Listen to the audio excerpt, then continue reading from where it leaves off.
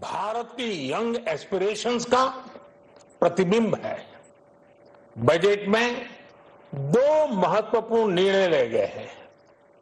Research और innovation पर एक बजट में दो महत्वपूर्ण निर्णय लिए गए हैं।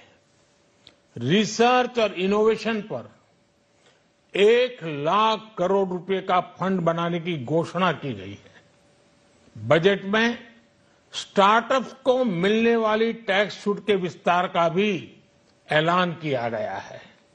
साथियों, इस बजट में फिस्कल डेफिसिट को नियंत्रण में रखते हुए कैपिटल एक्सपेंडिचर को 11,11,111 करोड़ रुपए की ऐतिहासिक ऊंचाई दी गई है।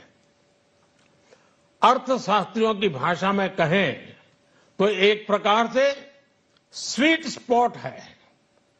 इससे भारत में 21वीं सदी के आधुनिक इंफ्रास्ट्रक्चर के निर्माण के साथ ही युवाओं के लिए अनगिनत रोजगार के नए अवसर तैयार होंगे।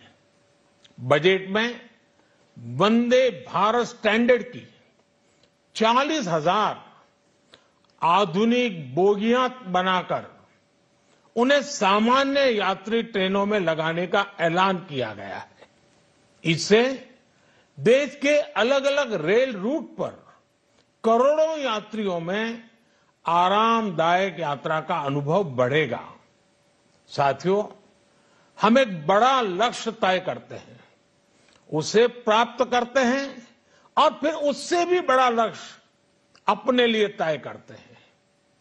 गरीबों के लिए हमने गांवों और शहरों में 4 करोड़ से अधिक घर बनाए। अब हमने 2 करोड़ और नए घर बनाने का लक्ष्य रखा है। हमने 2 करोड़ महिलाओं को लखपति दीदी बनाने का लक्ष्य रखा था। अब इस लक्ष्य को बढ़ाकर 3 करोड़ लखपति दीदी बनाने का कर दिया गया है।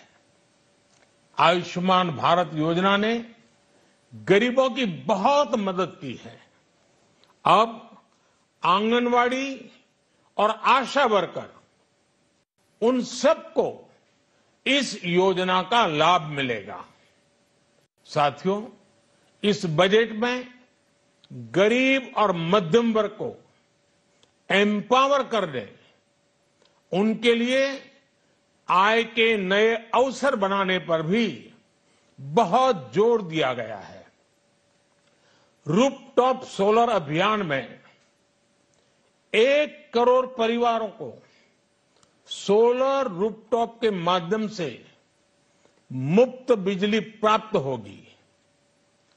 इतना ही नहीं, सरकार को अतिरिक्त बिजली बेचकर लोगों को 15 से 20 हजार प्रति वर्ष की आय भी होगी और ये हर परिवार को होगी।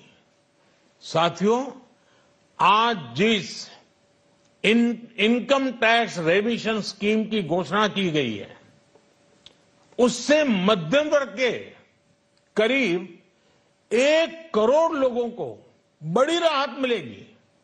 पिछली सरकारों ने सामान्य मानवी के सिर पर दशकों से ये बहुत बड़ी तलवार लटका कर रखी थी। आज इस बजट में किसानों के लिए भी बहुत महत्वपूर्ण और बड़े निर्णय लिए गए हैं। नैनो डीएपी का उपयोग हो, पशुओं के लिए नई योजना हो, पीएम मत्स्य संपदा योजना का विस्तार हो और आत्मनिर्भर ऑयल सीड अभियान हो। इससे किसानों की आय बढ़ेगी और खर्च कम होगा। मैं एक बार फिर सभी देशवासियों को इस ऐतिहासिक बजट के लिए शुभकामनाएं देता हूं। बहुत बहुत धन्यवाद।